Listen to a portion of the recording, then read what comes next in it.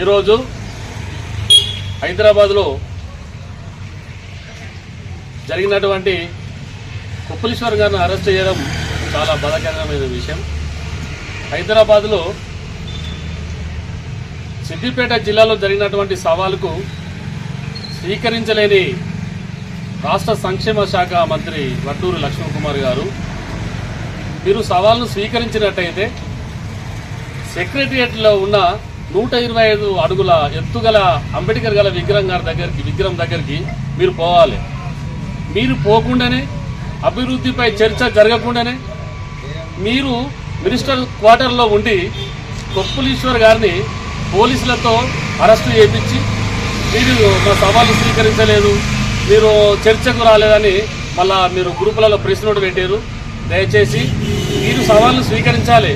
హరీశ్రావును సవాల్ వేసినాం నీకేలే కొప్పులీశ్వర్ గారని కొంతమంది సోషల్ మీడియాలో పెడుతారు.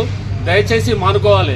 హరీశ్రావు గారిని అన్న కానీ, కేసీఆర్ అన్న, కేటీఆర్ అన్న, కొప్పులీశ్వర్ గారిని అన్న, పార్టీ సిద్ధాంతం ఒకటే, అందరం ఒకటే కుటుంబం, ఒకటే పార్టీ, అందరం ఒకే మాట ఉంటారు. కాబట్టి మీరు ఫస్ట్ ధర్మపురి అభివృద్ధి ప్రదాత అయినటువంటి కొప్పులీశ్వర్ గారిని మీరు విమర్శించడం తగదు.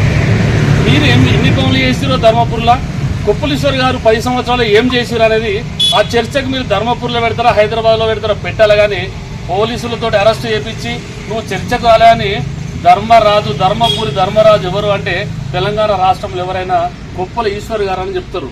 ఆయన చీమ కూడా హాని చేయని వ్యక్తి, మంచి సౌమ్యుడు, మంచి మేధావి, రాజకీయ చాతుర్యమైన ఉన్నది. ఒక వ్యక్తిని కించపరిచే విధంగా మాట్లాడు. వేరే మా కార్యకర్తలు కూడా మీరు ఒకరిని విమర్శించున్నారు మాకు ఎప్పుడైనా. ఆయన ఒక సభ్యత గల వ్యక్తి, సంస్కారం గల వ్యక్తి. దయచేసి అట్లాంటి ఏమన్నా విమర్శలు చేసేటప్పుడు కొప్పులీశ్వర్ గురించి, టీఆర్ఎస్ పార్టీ గురించి, కార్యకర్తల గురించి మీరు ఆలోచించి మీరు మాట్లాడాలని కోరుకుంటూ ఈ అవకాశం ఇచ్చిన మా టీఆర్ఎస్ కుటుంబ సభ్యులకు జై భీమ్ తెలుపుతున్నాం. జై తెలంగాణ.